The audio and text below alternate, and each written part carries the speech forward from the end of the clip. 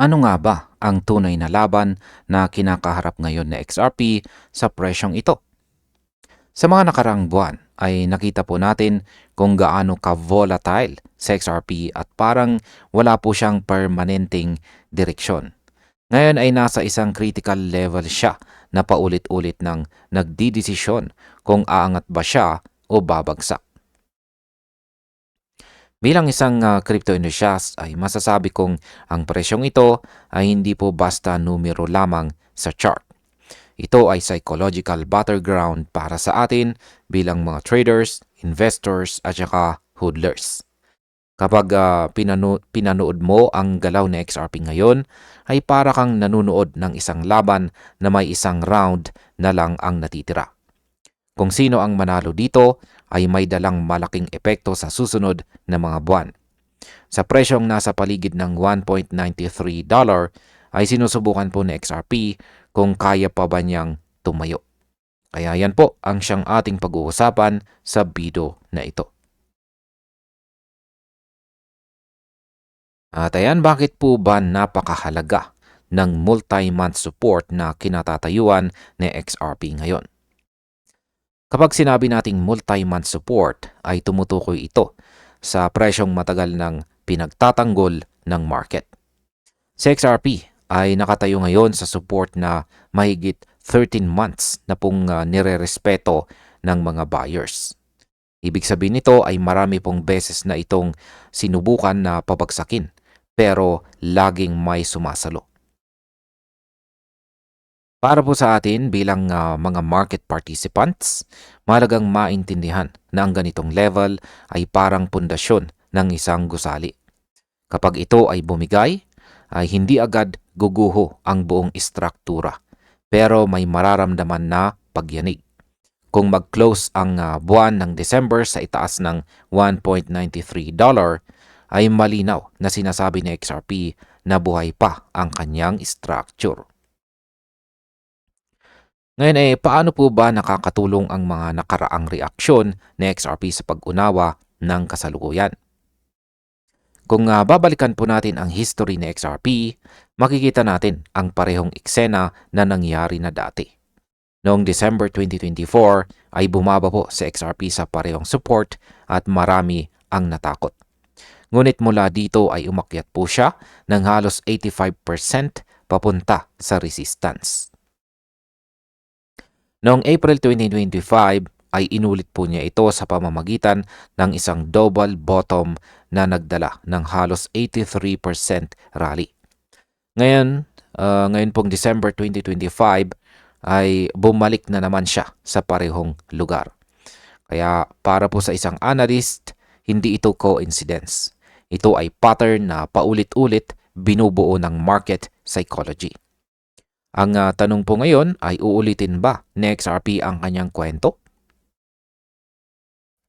Ano po ang posibleng mangyari kung ipagtanggol ni XRP ang support na ito?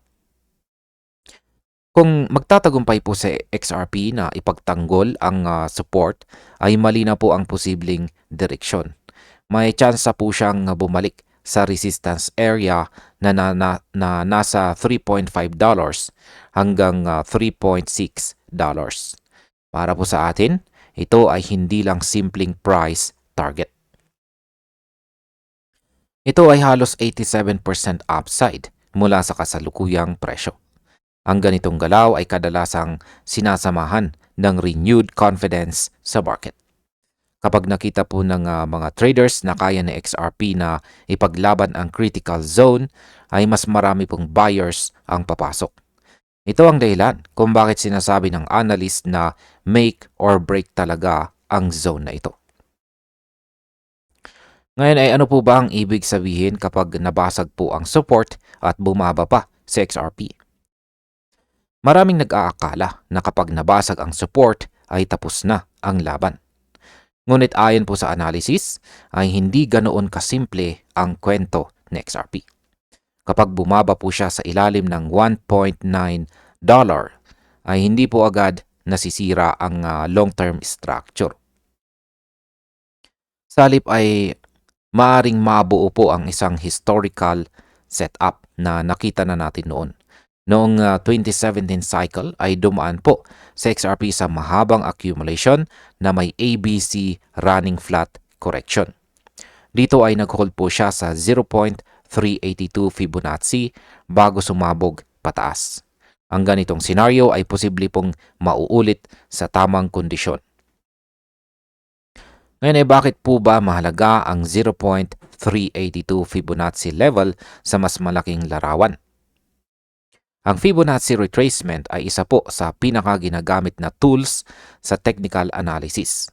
Para kay XRP, ang 0.382 level ay nasa paligid ng $1.55. Noong October ay nagkaroon po siya ng malalim na wick pababa sa level na ito. Para po sa isang analyst, ito ay sinyalis ng malakas na demand sa mas mababang presyo. Kapag nag-close po ang buwan malapit sa $1.55 ay maaari po nitong kumpirmahin ang parehong behavior na nakita noong taong 2017. Ibig sabihin nito ay maaring naghahanda sa XRP para sa mas malaki at mas agresibong rally sa hinaharap.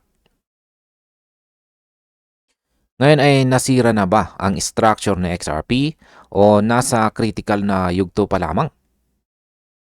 Sa ngayon ay masasabi nating ang structure ng XRP ay hindi pa sira. Nakatayo pa rin siya sa support pero manipis na ang margin. Para sa atin na nasa market, ito ay isang knife edge moment. Isa pong maling hakbang ay maaring magdala ng mas malalim na retracement. Ngunit isang matagumpay na depensa ay maaari pong magbukas ng panibagong expansion phase. Ang ganitong mga sandali ay kadalasang nagbibigay po ng pinakamagandang opportunity.